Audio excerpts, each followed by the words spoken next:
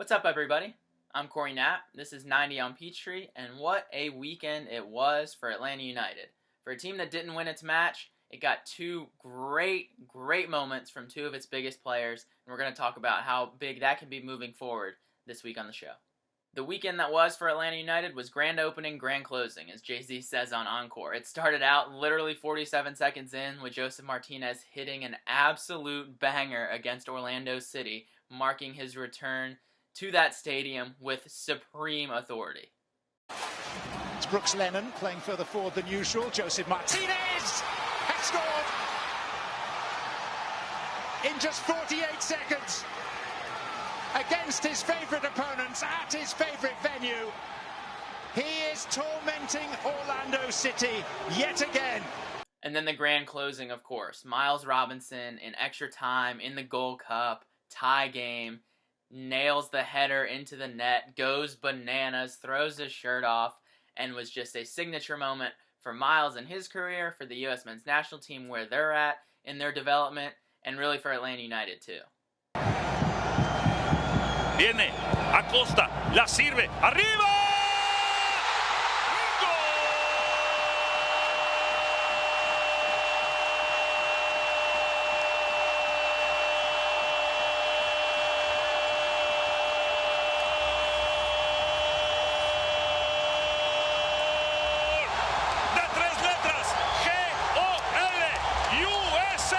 And boy, did Atlanta need that. The club needed something good to happen at some point related to the club in some way, and they got that, first with Josef's goal, but then even more so with Miles' moment on Sunday night.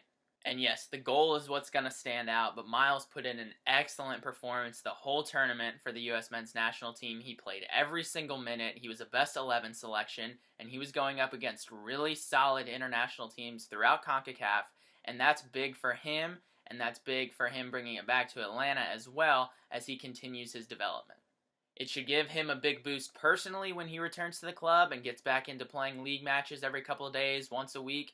And it's going to be a big boost to Atlanta as well whenever the time comes to transfer him, because he has really boosted his stock with his performance in the Gold Cup. And it was pretty high anyway for a young American defender who's done pretty well in MLS. But for him to do what he did the last couple weeks on the international stage, that makes his value go way up, and great for Miles and great for the club. And of course the subplot with Miles and Tata. You know, Tata didn't want to start him or play him significant minutes when Miles first came to the club. Tata just didn't think he was ready.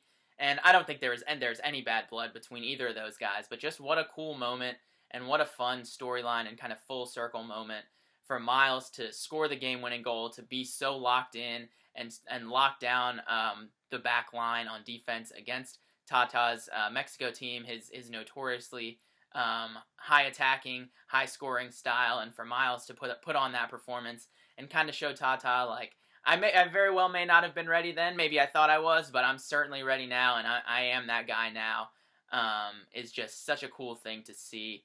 And I'm sure Tata has let Miles know either on the field after the game or certainly in the few days since the match that he's proud of him and is incredibly impressed, I think, as we all are, with how far Miles has come and just what an awesome moment that was for him.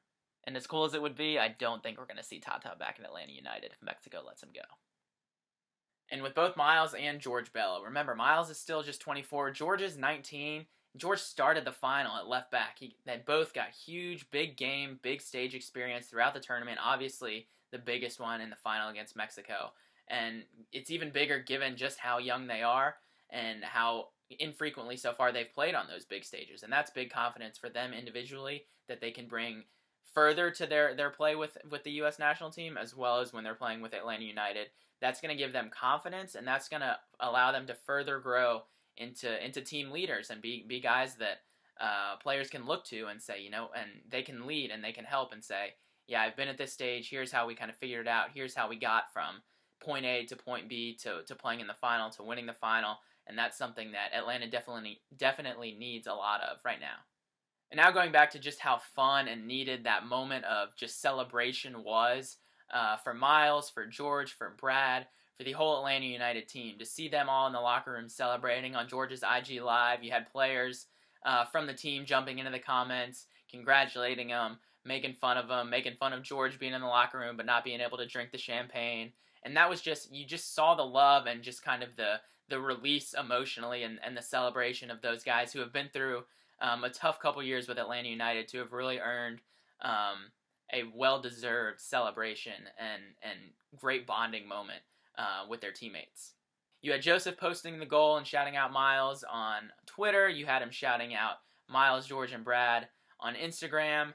And just watching George's IG Live, watching both of them post their celebratory photos the next day, that's the kind of morale boost that just hasn't happened to the team in a while. And I think it can go a long way. And look, I'm not too big on moral victories, especially for professional teams, professional players.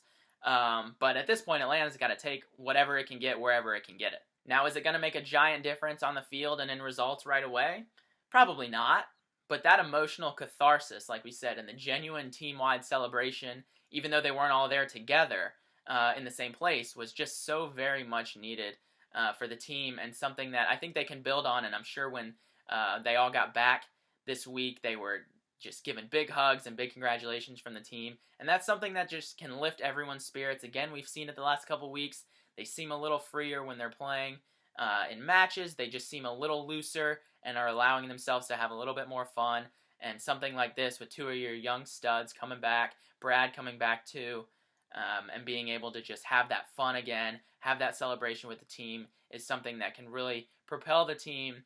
Even if it's not going to mean immediate success again on the field, it's something that can lift their spirits and something that they can really find some good camaraderie in and some good team building and team bonding in, that can definitely help them through what has still been and continues to be a rough patch of results. Elsewhere around the club, we're seeing a lot of rumors going on player transfers, coaching candidates. We could get into that, but it's just so many moving pieces, so many knowns and unknowns. We're going to leave those until those become official. Then we can do episodes on those new players, new signings, new coach. Whenever that happens, we'll definitely cover that here. Right now, we're going to enjoy Josef's awesome goal against Orlando, Miles' awesome goal to beat Mexico and win the Gold Cup. And Atlanta United played yesterday against Montreal. Again, I record on Wednesday. The game hasn't happened yet. I have no idea what happened. And then they play again, quick turnaround at Columbus on Saturday. And so a tough couple game stretch here. Maybe they'll come home with a win. I don't know. But we'll see. And we'll see if they kind of get this lift from George and Miles and Brad returning. Certainly that will happen. I expect all three of those guys, maybe not Brad. Brad will probably play right away. But I definitely expect Miles and George to definitely get a bit of rest. If they do play, it's not going to be a full match right out of the gates.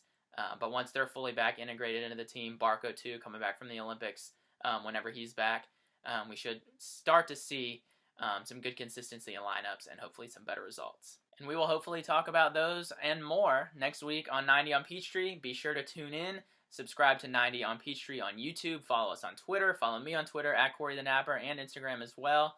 And come back here next week for more 90 on Peachtree. Thanks, y'all.